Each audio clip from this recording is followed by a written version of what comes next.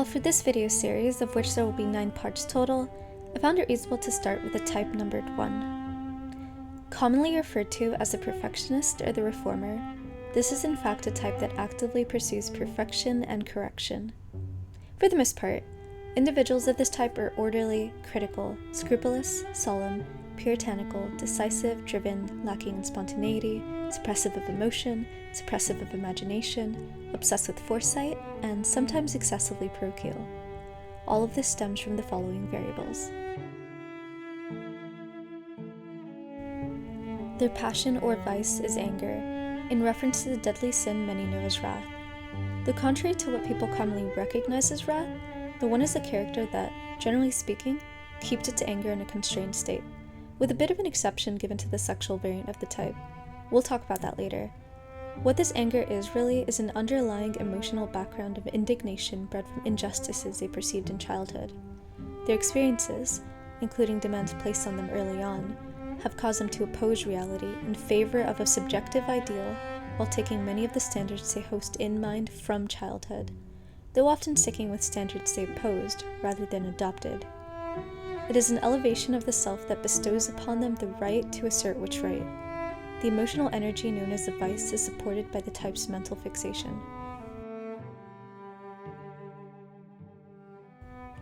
This is the mental focus an individual has which reinforces their vice. For the one, it is perfectionism. Perfectionism is the all-consuming drive to match reality to certain enduring ethical ideals, and a compulsive crusade against even the smallest details that are in opposition to these ideals. Think the student that can't stop adding to and removing things from his document, the control freak that needs you to do things exactly as he wishes, and the interlocutor who keeps you hostage by being as thorough as possible with his argumentation, to the point of constructing several fortresses of text. These coincide with 3 sometimes, by the way. This applies even and especially to that which they themselves yearn for, as per their defense mechanism. Many of you watching this video, I assume, are aware of the archetype of the closeted gay person who outwardly lambastes homosexual activity, deeming it immoral and unholy. That would be an example of reaction formation at play, though of course it doesn't stop at sodomy. The one adopts constraints on their desires placed on them in childhood, which simultaneously prompts them to harbor resentment and direct this resentment toward the world, manifesting through their ideals. They feel that things should be fair after all. If I can't have what I desire, nobody can. This becomes a generalized state, whereby the person of this type becomes a judge, jury, and executioner on all matters. As long as they perceive something to be related to their moral convictions, which they for the most part feel all matters are, that thing is eligible for their judgment. You could say they live long enough to become the villain, co-opting many of the demands placed on them in childhood, which received little recognition when fulfilled, and then demanding a great deal from the world without granting recognition, because nothing is ever good enough.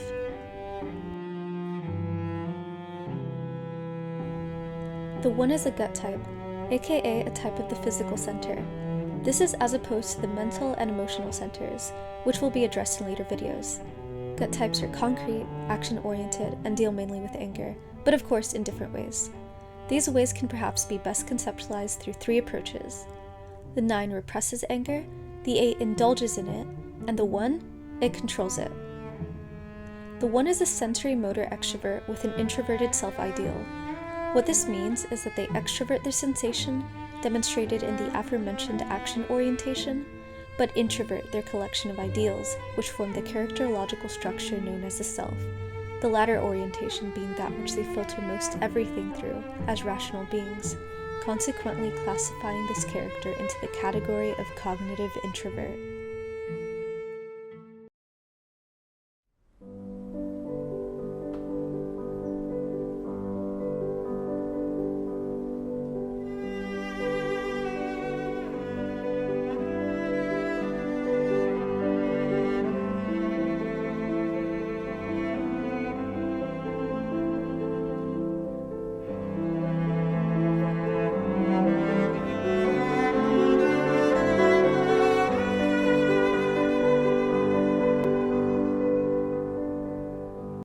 Poised, principled, proper, and polite. The self-preservation one is what is typically thought of as a perfectionist by the layman. This type has been compared to La Blanquisidora by Elias Canetti, and after reading about what that was, I was inclined to follow suit in associating the two. To read out an excerpt, it is like carrying all your tablecloths correctly folded, never stretched, forming a very white pile, eternally, eternally. However, she is never completely happy, because even she finds stains on her lingerie. Like a swan, white and pure. Though they're not as gracefully fluid as they may want to be, they are in fact highly rigid, intense individuals who cannot go with the flow of things. The self-preservation one, as a self-preservation type, has a passion for protecting itself. Its resources, such as food and shelter, are at stake, and it cannot allow them to be jeopardized. Life is fragile, and so the SP1 individual needs to have things compulsively scrutinized and touched on, and people appeased in line with the guidelines they adhere to, so as to ensure their own survival. Their neurotic need or subtype fixation is worry, and they live up to this title, worrying about anything that is short of perfection. Their existence is akin to someone in their last moments, feeling like they're dying, but throughout their lives. This push for security manifests in a peculiar way through an allegiance to certain abstract and absolute moral principles, neatly stacked into a code, laying out what is right and what is wrong. This may manifest as a system of deontological dictates, the most archetypal for this type, or some other form of normative ethics or moral philosophy. Do you have to? You swore an oath, can't. Law is law, milady. Here. Iber hates using guns. Right now, I'm the only one armed. Take it. I can't take this. I'm no longer a police officer. Japanese law forbids civilians from having guns. That means you shouldn't be using one either. I guess you're as stubborn as always, huh? It was my duty, and my burden. This type is one to work hard so as to be in line with these principles, and will not be unlikely to put themselves in harm's way for them, as they place trust in their code's ability to keep them safe. You risk so much to honor someone you murdered. It helps that many are religious and feel that they will find security in an afterlife. Their self-sacrifice may be impulsive, with their characteristic caution thrown out particularly in situations where they are needed. To help others, the SP1 is known to hurl themselves into a tornado of danger and chaos. Though overall, a central motive is their fear of losing control, and so they rely on their own self-sufficiency and take responsibility for many aspects of life as a way of both maintaining control over their existence and not burdening others. For the people of this subtype, the anger is turned primarily onto themselves. They are more self-demanding and self-critical than people of the other subtypes, and are quite kind, helpful, and cordial. The SP1 has a difficulty going on incapacity to register or accept anger, as is the case for the relationship to emotionality as a whole. Make no mistake, anger will still show up in this character. It will typically manifest in such clandestine forms as irritation, frustration, impatience, judgment, demand, etc. If you're concerned with public opinion, then you'll want to suppress the fact that most of our detectives would rather let a serial killer roam free than risk their lives. Please excuse me. They try to avoid conflict and may even reach obsequiousness. You can always say no, Ned. Nevertheless, they can definitely be assertive and openly critical of others if it concerns their ideals. In conclusion, the SP1 is a virtuous and amiable type who takes care of the needs of others and, above all else, greatly concerns itself over its own self-perfection, according to a system of prescriptions.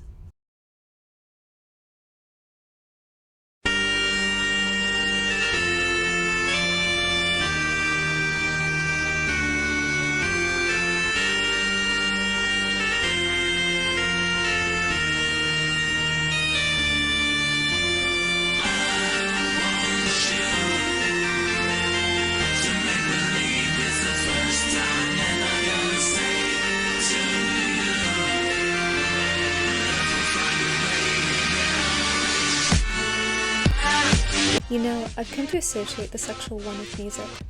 Might be a bias derived from my fondness for Pythagorean themes. This perfect music of the spheres, ideal harmony of numbers, embodiment of unity, the one, paired with the passion and emotionality which music is imbued with and pulls from people, and which is, of course, also present in the sexual instinct. Doesn't help that nearly every single Sexual One character seems to come with its own musical number. Like fire, hellfire. Or theme song. Shall we, Scanty?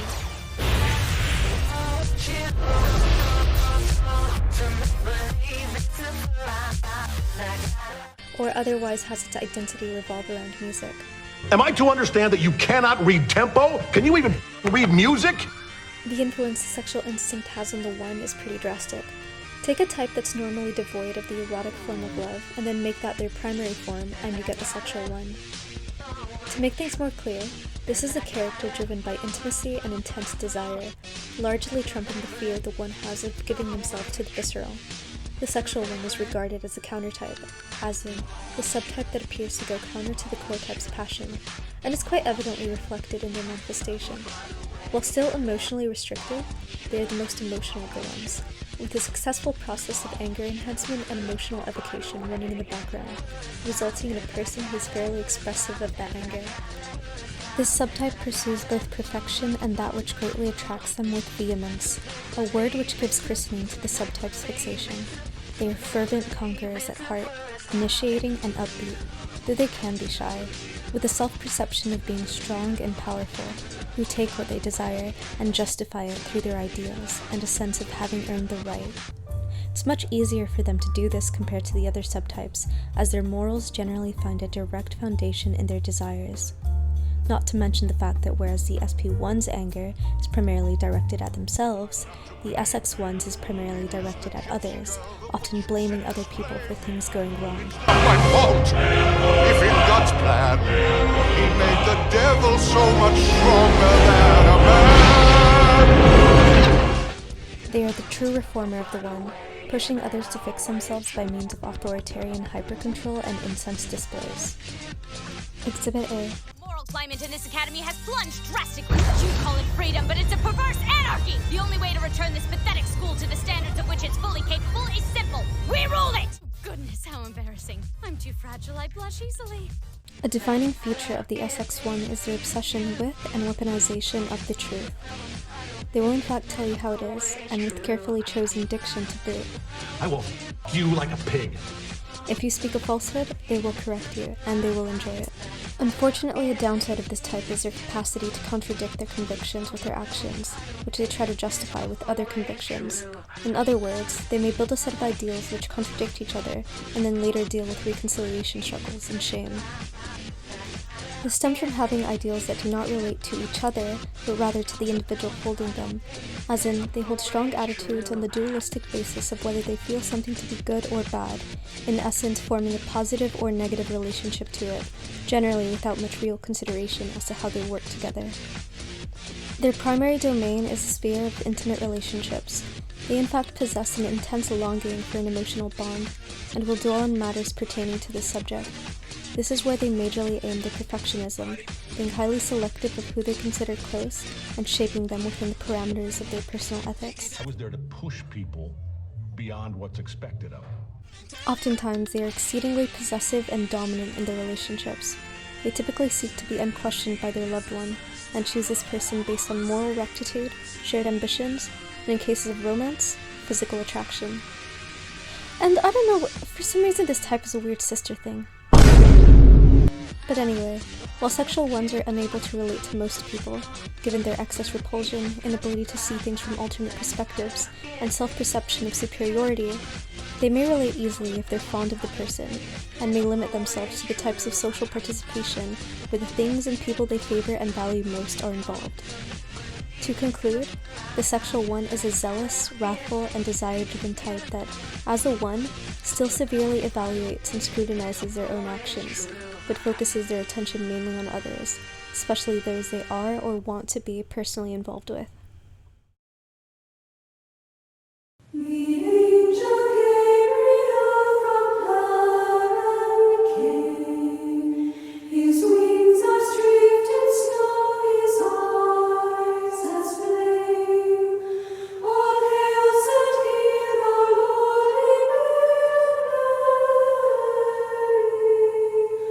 Most highly favored lady, Lord.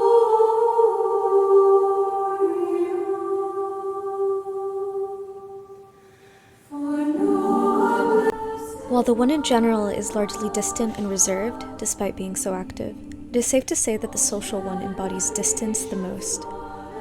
It's not solely a literal distance, but also a metaphorical one. This is a type that sits atop a throne of manuscripts written in gold text, laying out the reasoning supporting what in their eyes is the superior ethical stance.